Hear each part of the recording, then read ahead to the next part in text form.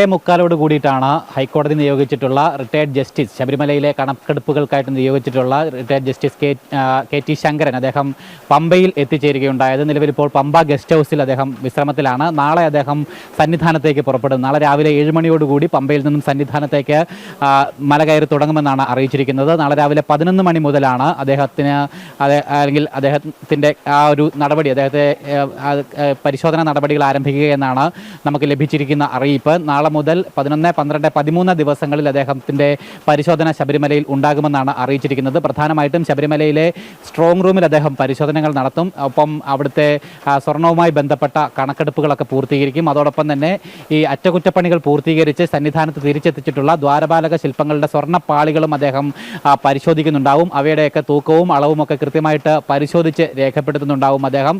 അതിനുശേഷം ആറന്മുള സ്ട്രോങ് റൂമിലും പരിശോധന നടത്തുന്നുണ്ടാവും. ശബരിമലയിലെ പരിശോധന പൂർത്തിയാവുകയാണെങ്കിൽ 12-ാം തീയതി പൂർത്തിയാവുകയാണെങ്കിൽ 13-ാം തീയതി ആറന്മുളയിലേക്ക് പോകുമെന്നാണ് അറിയിച്ചിരിക്കുന്നത്. അഥവാ 12-ാം തീയതി പൂർത്തിയായില്ലെങ്കിൽ 13-ാം തീയതി കൂടി ശബരിമലയിൽ പരിശോധന നടത്തിയതിനു ശേഷം 14-നായിരിക്കും അദ്ദേഹം ആറന്മുളയിലേക്ക് പോകുക എന്നാണ് അറിയിച്ചിരിക്കുന്നത്. എന്തായാലും ഈ വിഷയത്തിൽ വളരെ ഗൗരവപൂർണ്ണമായിട്ടുള്ള അന്വേഷണം അല്ലെങ്കിൽ പരിശോധനാ നടപടികൾ ഈ വിഷയത്തിൽ ജസ്റ്റിസ് കെ ടി ശങ്കരൻ്റെ ഭാഗത്തു നിന്നും ഉണ്ടാകുമെന്നുള്ള കാര്യം ഉറപ്പാണ്. പ്രത്യേകിച്ച് ദേവസ്വം ബോർഡ് വലിയ പ്രതിസന്ധിയിൽ നിൽക്കുന്ന ഒരു സാഹചര്യത്തിൽ, പല ചോദ്യങ്ങൾക്കും ഉത്തരം കിട്ടാതെ നിലനിൽക്കുന്ന ഒരു സാഹചര്യത്തിൽ ജസ്റ്റിസ് കെ ടി ശങ്കരൻ്റെ അദ്ദേഹത്തിൻ്റെ നടപടികളും അദ്ദേഹത്തിൻ്റെ തീരുമാനങ്ങളും കണ്ടെത്തലുകളും ഒക്കെ ഈ കേസുമായി ബന്ധപ്പെട്ട് വളരെ നിർണായകമാകുമെന്നുള്ള കാര്യത്തിൽ യാതൊരു സംശയവുമില്ല. പ്രത്യേകിച്ച് സ്വർണത്തിൻ്റെ അളവിലടക്കം വന്നിട്ടുള്ള വ്യത്യാസങ്ങളെ കൃത്യമായിട്ട് ബോധ്യമാകുന്നതിന് വേണ്ടിയിട്ടാണ് ഹൈക്കോടതി റിട്ടയർഡ് ജസ്റ്റിസ് ആയിട്ടുള്ള കെ ടി ശങ്കരനെ നിയോഗപ്പെടുത്തിയിരിക്കുന്നത്. എന്തായാലും അദ്ദേഹത്തിൻ്റെ അന്വേഷണ നടപടികൾ നാളെ മുതൽ ആരംഭിക്കുകയാണ്. വളരെ ഗൗരവപൂർണ്ണമായിട്ടുള്ള അന്വേഷണം തന്നെ നടക്കും, പരിശോധനകൾ തന്നെ നടക്കുമെന്നാണ് അറിയിച്ചിരിക്കുന്നത്. ഒപ്പം ആറന്മുളയിലും ഇതുമായി ബന്ധപ്പെട്ട